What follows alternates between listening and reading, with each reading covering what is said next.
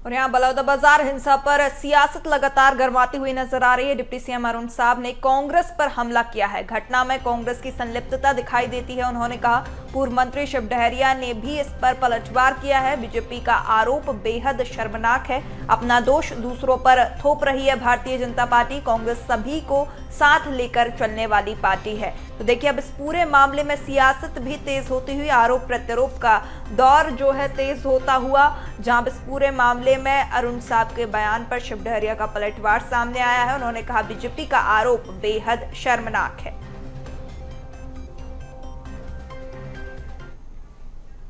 बलौदाबाजार की घटना निश्चित रूप से बहुत गंभीर घटना है। सरकार ने इस घटना को बहुत गंभीरता से लिया है। विभिन्न प्रकार की कार्यवाहियां हुई है। सरकार पूरी गंभीरता से कठोर से कठोर कार्यवाही कर रही है। कांग्रेस के विधायकों और नेताओं की भूमिका दिखी है, फोटोग्राफ में दिखे हैं, कार्यक्रम में दिखे हैं। तो कहीं न कहीं ये स्पष्ट हो रहा है कि कांग्रेस के नेताओं ने इस घटना को अंजाम देने में कोई पर्दे के पीछे, कोई पर्दे के बाहर रहकर भूमिका निभाई है। निश्चित रूप से घटना की विस्तृत जांच होगी और जो भी दोषी पाए जाएंगे उन पर कड़ी कार्रवाई होगी। हमारे कांग्रेस के नेताओं पे आरोप लगा रहे थे जो निश्चित ही शर्मनाक है। वहां पे जो धरना प्रदर्शन हुआ उसमें भारतीय जनता पार्टी के बहुत सारे लोग शामिल थे। उनका नाम क्यों नहीं लिया जा रहा है? भारतीय जनता, हम उपलब्ध कराएंगे क्या कि कौन कौन लोग भारतीय जनता पार्टी के उसमें शामिल थे। सतनामी समाज इस बात को बर्दाश्त नहीं करेगा। कांग्रेस पार्टी हमेशा शांति और सभी समाज को लेकर चलने वाली पार्टी है। तो चलिए यहाँ पे ज्यादा जानकारी के साथ सहयोगी अविनाश चंद्रवंशी हमारे साथ लाइव जुड़ चुके हैं। अविनाश, अब बलौदाबाजार हिंसा पर सियासत देखने को मिल रही है छत्तीसगढ़ में। जिस तरीके से आरोप प्रत्यारोप का दौर देखने को मिल रहा है, अरुण साहब के बयान पर शिव डहरिया का पलटवार।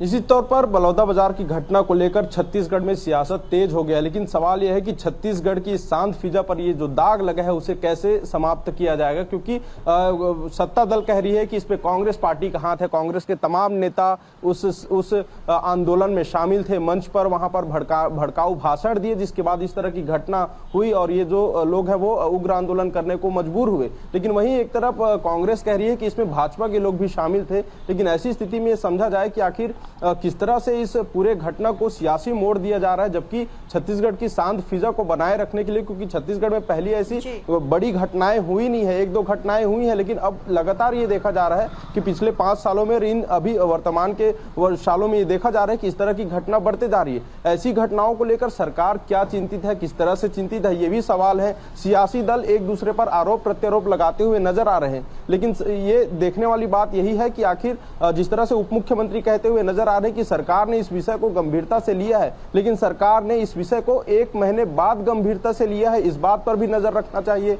दूसरी तरफ कांग्रेस के तमाम बड़े नेता वहां पर मौजूद थे, उनके पूर्व मंत्री और जो अभी वर्तमान में विधायक हैं वो भी वहां पर मंच पर मौजूद थे। तो उनकी उपस्थिति में भी अगर इस तरह की घटना हो रही है, अगर आंदोलनकारी उग्र हो रहे हैं, तो निश्चित तौर पर उनके ऊपर भी आरोप जो है बीजेपी के द्वारा लगाया जा रहा है। लेकिन कुछ वीडियोस भी ऐसे आ रहे हैं या कुछ ऐसे भी फुटेज आ रहे हैं और आम लोग भी बोल रहे हैं कि वहां पर बीजेपी के नारे भी वहां पर लगाए गए थे। तो कुल मिलाकर ये देखा जा रहा है कि पूरी घटना को अब सियासी मोड़ दिया जा रहा है। लेकिन इस सियासी मोड़ से इस घटना में जो भी नुकसान हुआ है, क्या कुछ हल निकलेगा, किस तरह से इस मामले को पूरे तरीके से सुलझाया जाएगा, किस तरह से सरकार जो है आने वाले समय में इस तरह की घटना ना हो उसके लिए कार्य किया जाएगा, ये तमाम विषय हैं जिस पर सरकार को ध्यान देना बेहद जरूरी है। सियासी बयानबाजियों से ऐसे मामले शांत नहीं होने वाले हैं, चाहे कांग्रेस के कार्यकर्ता वहां पर शामिल हो, चाहे बीजेपी के कार्यकर्ता शामिल हो। आखिर ऐसे कार्यकर्ता जो है ऐसी घटनाओं को अंजाम देने में,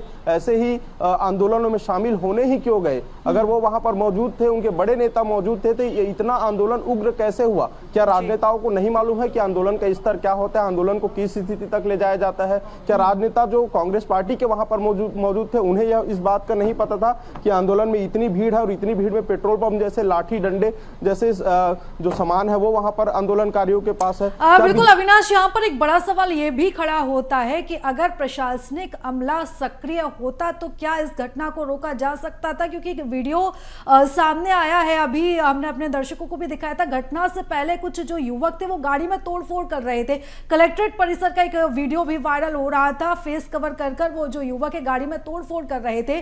क्या अगर उस समय अगर जो प्रशासनिक अमला अगर सक्रिय रहता तो तभी उस घटना को रोक लिया जा सकता था?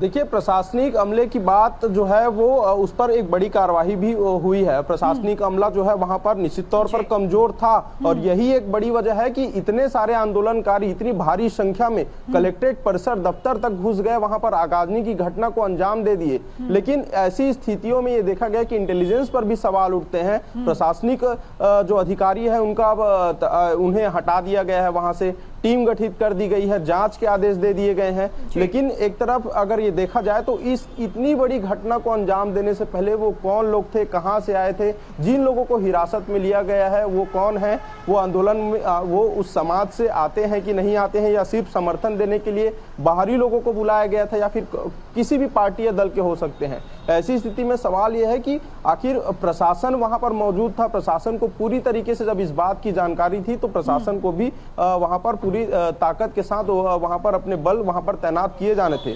और यही एक बड़ी वजह है कि घटना स्थल तक जहां पर आंदोलनकारी ज्ञापन देने की बात कर रहे थे वो सीधे दफ्तरों तक पहुंच गए और इस बड़ी घटना को अंजाम दिए। अब सवाल ये भी उठ रहे हैं कि कांग्रेस कह रही कि बीजेपी के जो सरकार है वो पूरी तरीके से फेलियर है, इंटेलिजेंस फेल है। एक तरफ बीजेपी कह रही कि कांग्रेस के लोग उसमें शामिल थे, उन्हीं लोगों ने ये उग्र आंदोलन किया है। तो बात एक दूसरे पर केवल आरोप लगाने की नहीं है, बात यह है कि आखिर ऐसी घटना छत्तीसगढ़ में आगे ना हो, इसके लिए क्या इस घटना में कुछ सीख देने वाले कार्य राज्य की सरकार करने वाली है? क्या ऐसी कोई कठिन कार्यवाही की जा रही है जिसको लेकर जो आने वाले समय में इस तरह की घटना होने से पहले जो भी आंदोलनकारी है उनके मन में भय हो? ये तमाम विषय हैं जिस पर विशेष रूप से ध्यान देना बेहद जरूरी है। छत्तीसगढ़ में इस तरह के उग्र आंदोलन बहुत ही कम या फिर नहीं के बराबर देखने को मिले हैं और ऐसी स्थिति में अगर कहीं भी आज सामाजिक या किसी भी तरह की धार्मिक कोई सौहार्द बिगड़ने की स्थिति होती है तो ऐसे में तो कई बड़े आंदोलन हो सकते हैं। हर समाज के लोग वहां पर आंदोलन कर सकते हैं, किसी भी पार्टी किसी भी दल का समर्थन लेकर आंदोलन कर सकते हैं। लेकिन ऐसी स्थिति में क्या छत्तीसगढ़ की शांत फिजा बराबर बने रहेगी, ये भी सवाल है। ऐसे बड़ी घटनाओं पर जिस तरह से उप मुख्यमंत्री गृह मंत्री विजय शर्मा ने कहा कि कड़ी से कड़ी कार्रवाई की जाएगी, जितने लोग हैं जो इसमें शामिल है उनके फुटेज खंगाले जा रहे हैं, कौन कौन इसमें शामिल है, कहां से आए हैं।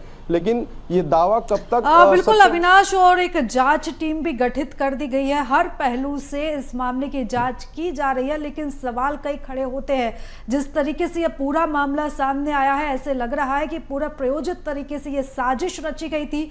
हालांकि तथ्य असल में क्या है ये सब कुछ तो जांच के बाद ही पता चलेगा। अविनाश, नजर बनाए रखिएगा, लगातार आपसे अपडेट्स लेते रहेंगे। फिलहाल बहुत धन्यवाद तमाम जानकारी के लिए।